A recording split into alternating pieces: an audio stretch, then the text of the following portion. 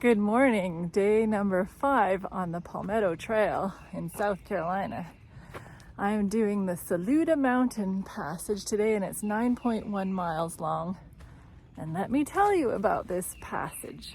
Joel Poinsett was an eternal public servant and an amateur botanist. He served in both the South Carolina legislature and the U.S. Congress, was appointed Secretary of War, and served as an ambassador to several countries.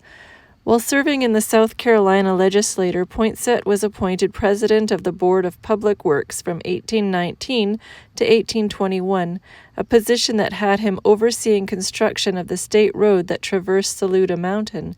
This road, modern-day South Carolina Secondary Road 42, ran from Charleston through Columbia and into North Carolina, creating a seamless connector capable of accommodating even the heaviest load, in place of several inefficient roads already in existence. His claim to fame: during his tenure as the first U.S. minister to Mexico from 1825 to 1830, Poinsett brought with him the Euphorbia pulcherrima plant, now known as the poinsettia. Well, that was interesting, eh? I love learning about history stuff. And that was a long time ago. This trail's going to be a piece of cake after what I've been through yesterday.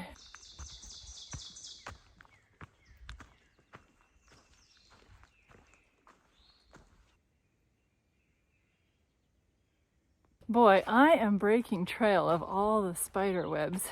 I am soon going to be entombed in a big cocoon. It's really, oh my.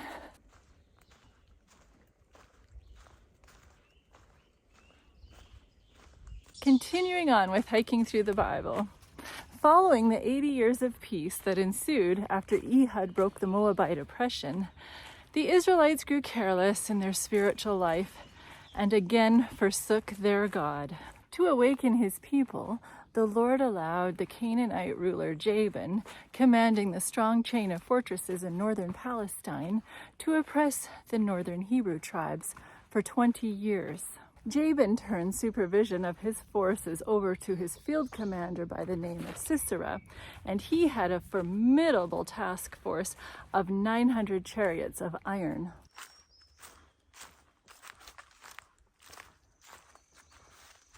During this time, a prophetess by the name of Deborah was judging Israel. She would sit under a palm tree in the mountains of Ephraim and listen to the court cases that were brought to her. Her judicial authority derived from her prophetic gift.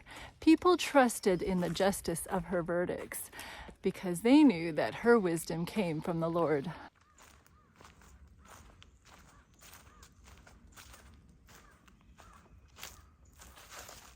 When the people cried out because of the oppression, Deborah called upon a guy by the name of Barak to lead the Israelite troops. And he said, "If you go with me, then I will go.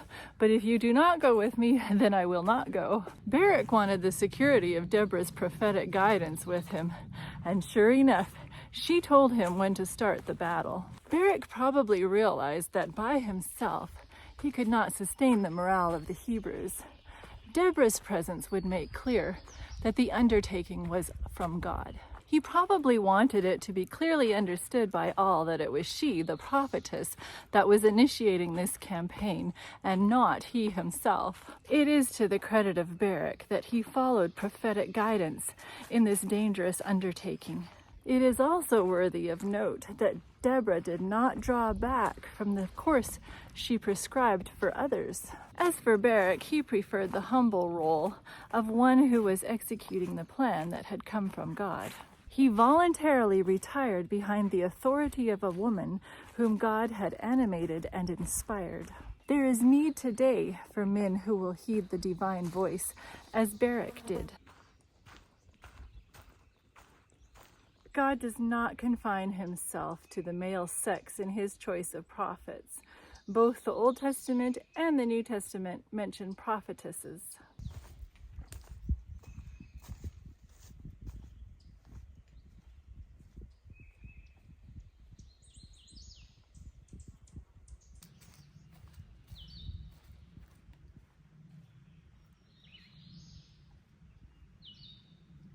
Barak, whose name means lightning, and Deborah, whose name means bee, would work together as a team.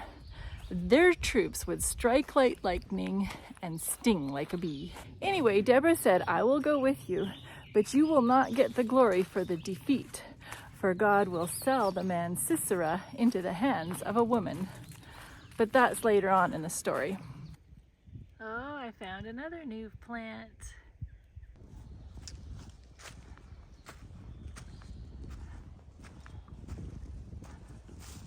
The trail today dips a little bit into North Carolina. Don't ask me where, but yeah, it's not a purely South Carolinian trail, I found out.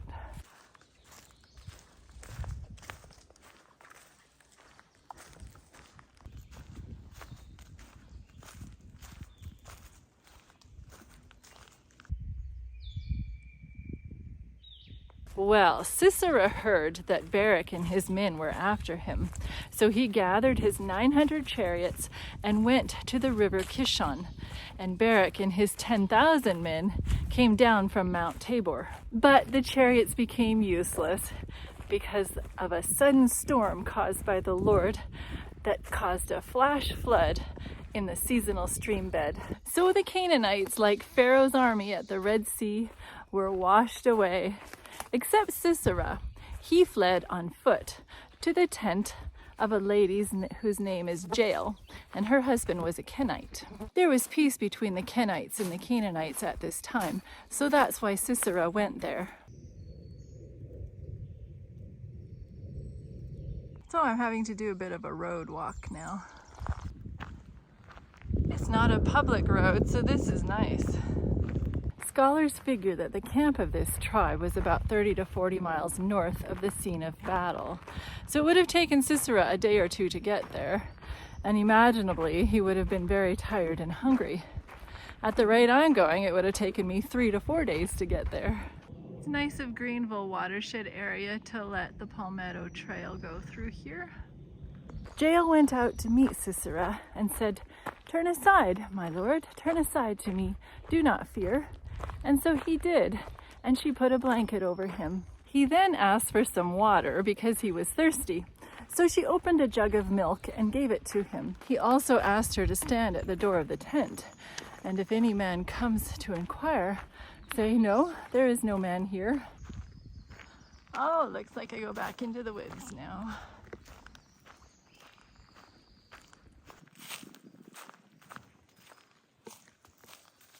These plants are called May apples, and there's a lot of them on this walk. And there's some cute little flowers. The Hebrew victory must have preceded the arrival of Sisera. Since there was peaceful relations between the Kenites and the Canaanites, Sisera would have naturally assumed that he would receive sustenance and rest among the Kenites. However, Jael lured Sisera into danger. Local culture prohibited a man from entering the tent of a married woman who was not his wife, which would raise suspicion of adultery. Sisera also violated customs and insulted Jael by asking for something to drink and having her guard him. A guest was supposed to trust in the hospitality of the host or hostess, which included food, drink, and protection without having to be asked.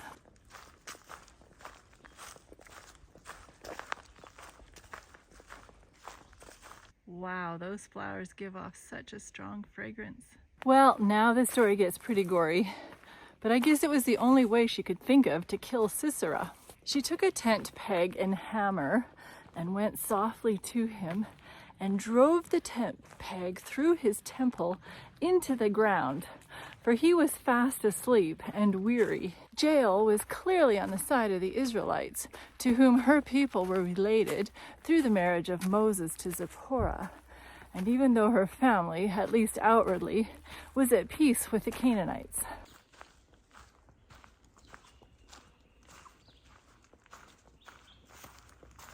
When Barak finally showed up on the scene, Jael said, "Come, I will show you the man whom you seek." So he went into her tent, and there lay Sisera dead with a peg through his temple. Then Barak and Deborah had a praise party, and they sang a song, and it's actually called Deborah's song. and it recounts how the battle was won. It has been a favorite method of many nations to celebrate national victories by martial songs. As a matter of fact, that is how many national anthems come about. To summarize Deborah's song, it begins with words of praise to God for victory, followed by a summary of the state of affairs before the battle began. There is rich praise for the tribes that chose to partake in the uprising, while insults are hurled at those who were too cowardly to fight in the hour of crisis. This is followed by a description of the battle, a description of Sisera at the hand of Jael, and a description of Sisera's mother waiting for him to return from battle. And now the rest of the trail of this passage is a road walk for about 3 miles. Aha, see, I told you we were in North Carolina. Oh, I get to see a donkey and a jackass and some chickens. I don't mind road walking and seeing how rural South Carolinians live. It's beautiful. Well, anyway, the land then had rest for 40 years. So pretty. Why, yes, he does. Orchard Lake Campground, 1.5 miles. That's where we're staying tonight. Mom has a spot already. She says it's beautiful. And I can't get over how many Baptist churches there are in South Carolina. It's pretty incredible. So how do you feel about this story? How a woman rallied the troops and how a woman finished off a commander of the army. It really was just all God's doing. These women were just being led by God to do what needed to be done. Are you willing to be led by God no matter what it entails? Are you willing to trust God to lead you? He will fight your enemies for you. What is preventing you from giving your life to God? Oh, and there's my ever faithful mother looking out for me at Trail's End. And she brought me a bike. Oh, these are Christian people that have this campground. That's so nice. My mother pushed the bike all this way. She's hilarious. Aw. A very nice camping spot.